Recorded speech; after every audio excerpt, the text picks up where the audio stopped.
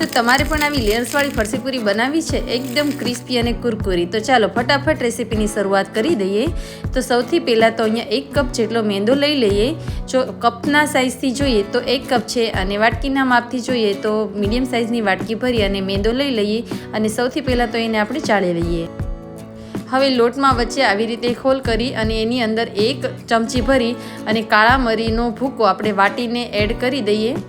ત્યાર પછી જીરું છે એને પણ અધકચરું વાટી એને પણ એડ કરી દઈએ। હવે સ્વાદ પ્રમાણે મીઠું લઈ લઈએ, તો અડધી ચમચી જેટલું મીઠું એડ કરીશું ને અડધી ચમચી જેટલા અજમાને આવી રીતે હાથથી મસળીને એડ કરી દઈએ। હવે 3 થી 4 મોટી ચમચી જેટલું ઘી ગરમ કરીને એમાં એડ કરી દઈશું, એટલે ખૂબ જ સરસ ફ્લેવર આવી જશે।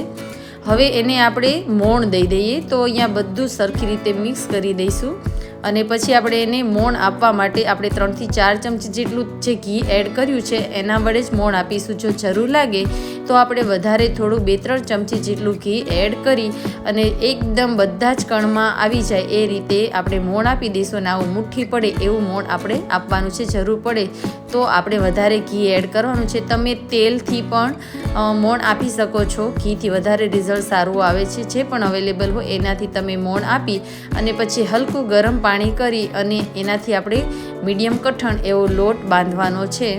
તો અહીંયા અડધી વાટકી એટલું મારે અહીંયા પાણીની જરૂર પડી છે। તો પાણી આપણે થોડું કરીને નાખીશું। લોટ બિલકુલ ઢીલો ન થવો જોઈએ, જેમ વધારે કઠણ હશે એમ વધારે સારી પૂરી થશે।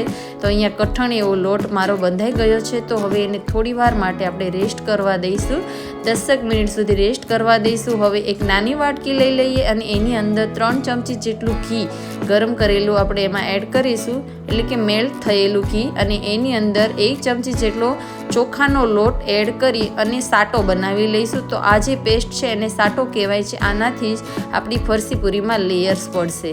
હવે આપણે 10 મિનિટ પછી લોટને આવી રીતે કૂણી લઈએ અને એના 3 આપણે ભાગ કરી લઈએ અને એના 3 લુવા બનાવી લઈએ, અને પછી એની આપણે જેમ રોટલી વણીએ એમ રોટલી વણી લઈએ। તો અહીંયા મેં 3 પાર્ટમાં ડિવાઈડ કર્યું અને પછી એનો લુવા બનાવ્યા, અને હવે એક લુવો લઈ અને એના ફરતે જરૂર હોય તો લોટને ડસ્ટ કરશું, નહીતર એમનામ જ આપણે રોટલીની જેમ વણી લઈએ। બહુ પાતળી રોટલી નહીં પણ મીડિયમ એવી આપણે રોટલી વણી લઈએ। તો મેં અહીંયા આવી થિકનેસમાં રોટલી વણી લીધી છે। હવે આપણે બીજી પણ 3 રોટલી વણી લઈએ, અને હવે આના ઉપર જે આપણે સાટો બનાવ્યો હતો એને આપણે આવી રીતે લગાડી દઈશું, અને ઉપર થોડો અમથો લોટ સ્પ્રિંકલ કરીશું। હવે ફરી બીજી રોટલી એના ઉપર વણી એના ઉપર મૂકી દઈએ, અને એના ઉપર પણ સાટો આવી રીતે ચોપડી દઈએ, અને ઉપરથી થોડો ઘઉંનો અથવા મેંદો એમ કોઈ પણ લોટ તમે થોડો સ્પ્રિંકલ કરી શકો છો। તો એવી રીતે બધી જ રોટલીની ઉપર આવી રીતે સાટો લગાડી ઉપર લોટ સ્પ્રિંકલ કરી પછી ફરતી સાઈડમાં આપણે દબાવી અને પછી આવો રોલ કરી લેવાનો છે। તો ટાઈટ એવો રોલ આપણે વાળી લઈશું। તો ખૂબ જ ઇઝીલી આવો રોલ પણ થઈ જાય છે, અને લેયર્સવાળી પૂરી બનાવવાની ખૂબ જ સરસ અને એકદમ સરસ ટેકનિક છે આ। એકવાર જરૂરથી તમારા ઘરે ટ્રાય કરજો। જો તમને રોલમાં થોડુંક એવું લાગે કે અહીંયા ચોટ્યું નથી તો પાછો સાટો લગાડી અને ચીપકાઈ દેવાનું છે। તો હવે આપણે એના કાપા કરી લઈશું। જેવડી પૂરી બનાવી હોય એ મુજબ તમારે કાપા બનાવવાના। મેં અહીંયા થોડા મોટા કાપા રાખ્યા છે। નાની પૂરી કરવી હોય તો આપણે આનાથી અડધી સાઈઝના આવા કાપા કરવાના, એટલે કે પતલું કાપી લેવાનું, તો નાની પૂરી થશે। તો અહીંયા મેં જે બનાવ્યું છે આનાથી મીડિયમ સાઈઝની પૂરી બને છે।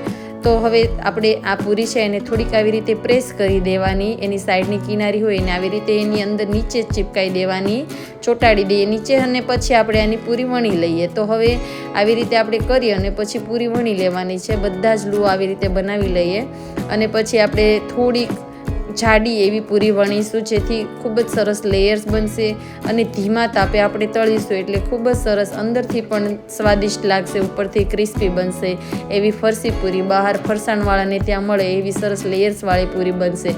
જોવો ત્યાં જ તમને ખ્યાલ આવે છે પૂરી વણતા જ કે કેટલી સરસ લેયર્સવાળી બની છે। તો આને તળશું ત્યારે તો એકદમ સરસ બધા લેયર્સ છૂટા પડશે।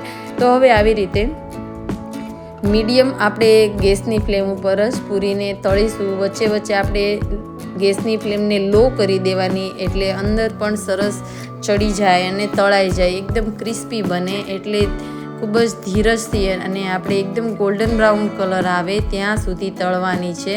તો આવી રીતે બધી પૂરીને આપણે તળી લઈશું અને પછી હવે આપણે એને ચા સાથે કે પછી બાળકોને લંચ બોક્સમાં જ્યારે પણ ભૂખ લાગી હોય ત્યારે નાસ્તામાં આપણે એને એન્જોય કરી શકીશું. મિત્રો, વિડીયો ઉપયોગી લાગ્યો હોય તો આને લાઇક અને શેર જરૂરથી કરજો. જોજો કેટલી ક્રિસ્પી બની છે, તો જરૂરથી એકવાર ટ્રાય કરજો. તો મળીશું મારા નવા વિડીયો સાથે, ત્યાં સુધી આવજો.